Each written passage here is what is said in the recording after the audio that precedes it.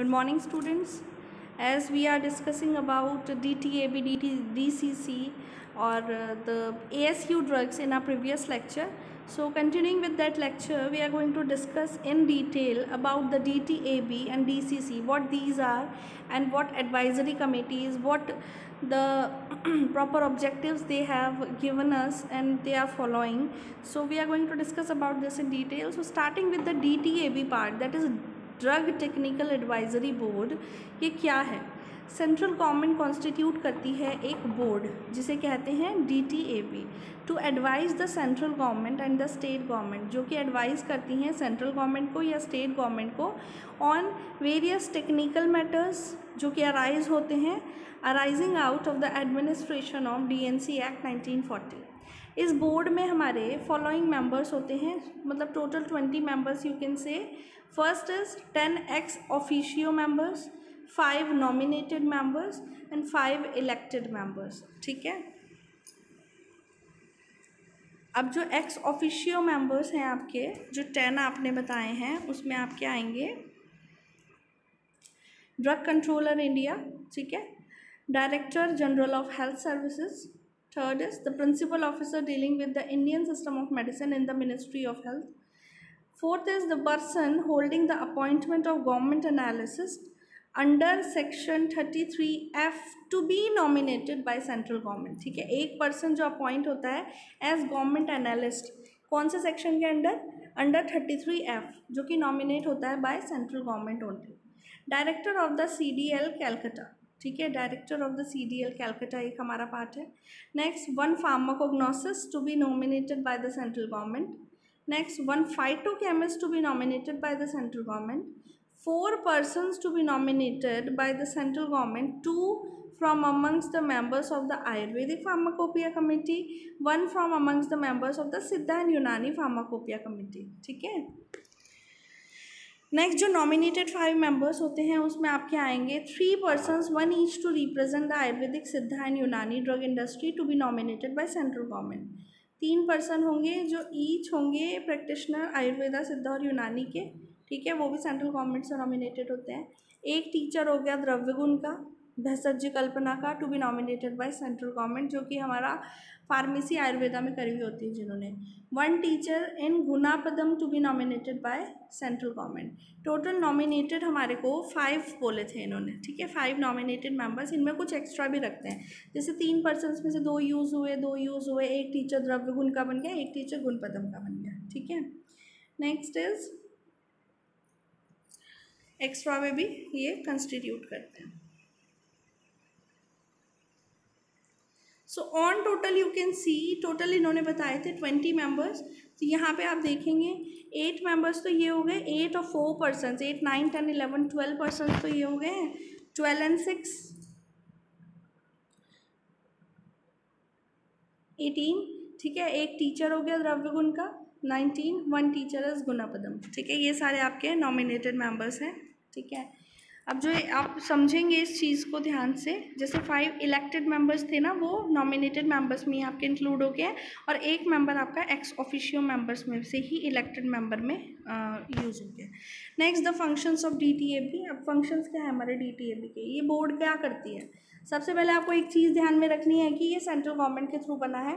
This board was constituted with the purpose to advise the central and state government on technical matters. जो भी technical matters होते हैं उनके regarding ये advice करते हैं सेंट्रल और स्टेट गवर्नमेंट को, जो कि ड्रग्स एंड कॉस्मेटिक एक्ट के अंदर कोई भी परेशानी आती है।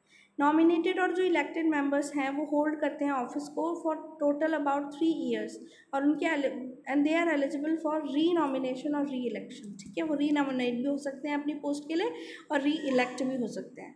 Third is central government appoint करती है कोई भी सेक्रेटरी एंड प्रोवाइड करती है clerical staff. The board with previous sanction of C government make by laws fixing quorum and regulating its own procedure and the conduct of the business to be transacted by it. The board also constitute the subcommittees and appoint temporary members for about 3 years or less than 3 years, ठीक है, या more than 3 years. Next आपके आती है, एक हो गया आपका ASUDTAB जो हमने अभी पढ़ा, drug technical advisory board.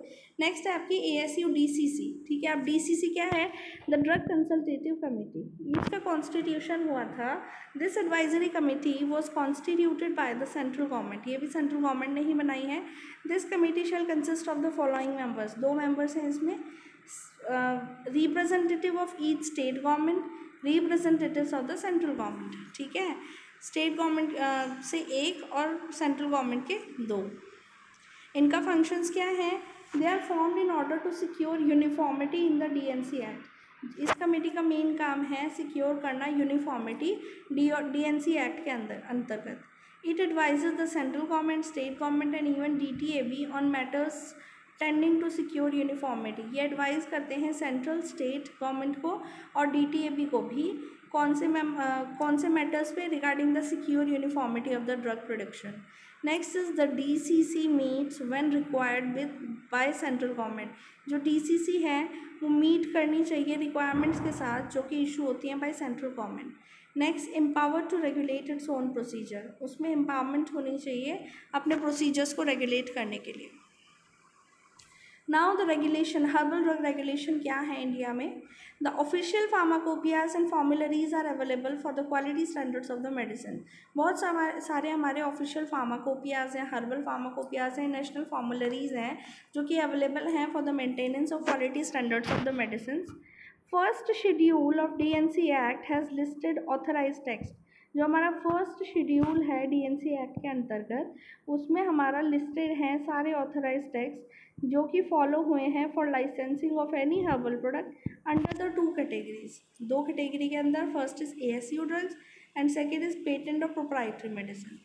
India में traditional medicine are govern by the drugs and cosmetic act of 1940 and the drugs and cosmetic rules of 1945। They regulate the import, manufacture, distribution and sale of drugs and cosmetics, ठीक है।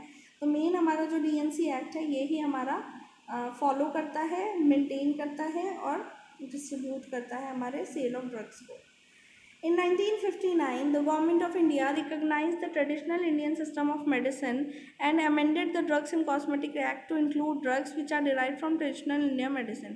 1959 में government of India ने हमारा क्या किया था, traditional Indian system of medicine में drugs and cosmetic act के अंतर्गत इंक्लूड करने के लिए कहा था कौन सी ड्रग्स को जो ट्रेडिशनली यूज़ होती जा रही थी इंडियन मेडिसिन में।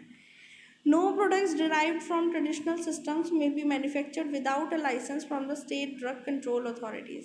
कोई भी प्रोडक्ट जो भी ट्रेडिशनल सिस्टम्स के अंतर्गत मेंटेन होगा या प्रोड्यूस होगा या मैन्युफैक्चर होगा उस विदाउट किसी लाइसेंस के नहीं होगा। और लाइसेंस भी कहाँ से इशू होना चाहिए? स्टेट ड्रग कंट्रोल अथॉरिटीज़ के through. Next, the patent and proprietary medicines derived from the traditional systems must contain ingredients which are mentioned in the recognized book of the above systems.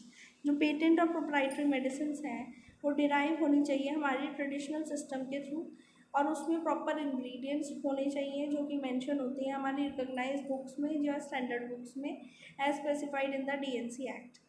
Next, government advised by a special committee and an advisory board for Ayurvedic सिद्ध and Unani drugs. Government हमारी advice करेगी कोई भी special committee बनाने के लिए जो कि एडवाइजरी बोर्ड में यूज़ होएगी for Ayurveda Siddha and Unani drugs के मेंटेनेंस में। Pharmacopoeia committees have been constituted to prepare pharmacopoeias for all these systems.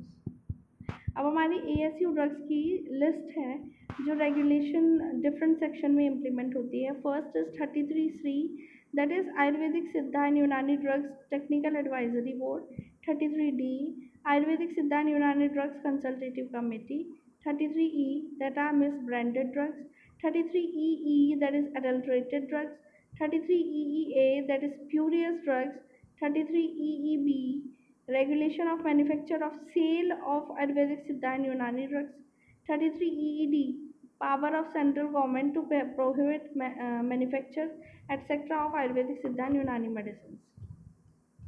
Drugs जो पब्लिक इंटरेस्ट में यूज़ होती हैं उसके लिए है section 33F, government analyst 33G, inspectors 33H, application of provisions of sections 22, 23, 24 and 25 and 33(1), penalty for manufacture, sale etc. of Ayurvedic Siddha and Unani drugs in contravention of this.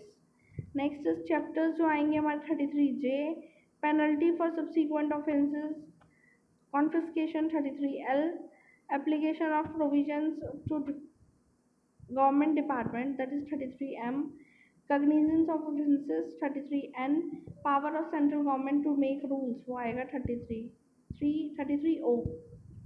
India में हमारी traditional herbal medicine हैं जो कि ASU के under हैं, are considered safe because of their long history of use.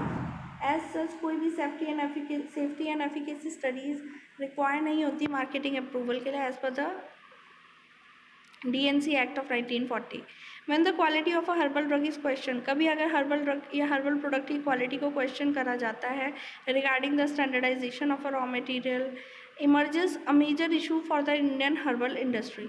As per the department of AYUSH के according 600 medicinal plant product हैं, 52 minerals हैं, 50 एनिमल प्रोडक्ट्स हैं जो कॉमनली यूज होते हैं ट्रेडिशनल आयुर्वेदिक प्रिपरेशंस में। Medicinal plants are easily contaminated during growth, collection and processing. Drug regulation की need क्या है? To prescribe and enforce the standard for manufacturing, distribution, sale, marketing and information of drugs, availability को ensure करना of quality of drugs to the people, to promote public protection from hazards, harmful effects of drugs। legal provisions और regulations क्या हैं ASU and H drugs के? Drugs and cosmetic act 1940 के अंदर section 3A and H के under chapter 4A from section 33B to 33O and first schedule pertain to ASU drugs। Second schedule 4A provides for quality standards of homeopathic drugs। Next, drugs and cosmetics rules 1945, rules 151 to 169, schedule E1 TTA pertain to ASU drugs। rules 33 330A A 67 85 A to 106A के अंदर schedule K है, schedule M1 pertain to homeopathic drugs। Drugs and magic remedies के अंदर भी आते हैं objectionable advertisement act 1945 and rules के अंदर। अब ASU ड्रग्स का नेचर कैसा होता है, ठीक है? Made from wholesome natural substances, सारा नेचुरल सब्सटेंसेस से बना होता है जो कि प्लांट, एनिमल, मिनरल और मेराइन ओरिजिन का हो सकता है। फॉर्मुलेशन में भी सिंगल इंग्रेडिएंट और मल्टीपल इंग्रेडिएंट्स और combination of different formulations. Formulation herbal हो सकती है, हर्बो मिनरल हो सकती है, any kind of mixture of 2 और more natural substances. wholesome extract of medicinal plant, that is aqueous extract or hydroalcoholic extract or any other extract, can be ingredient of ASU formulations। Category क्या है medicinal products की जो ASU drugs के अंदर आती हैं? Classical और general फॉर्मूले।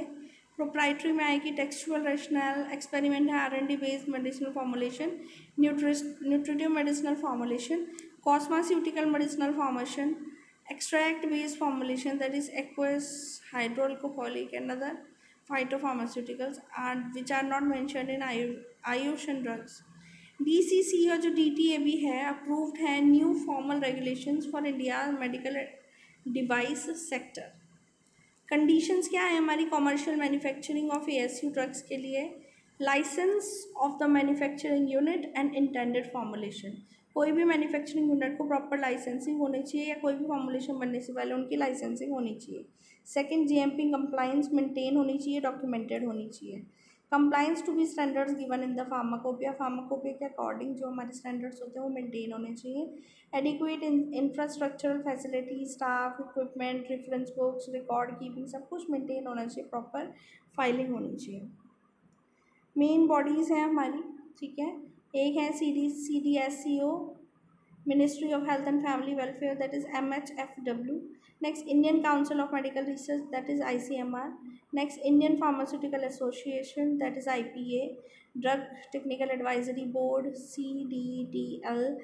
Central drug testing laboratory, Indian pharmacopoeia commission, national pharmaceutical pricing authority.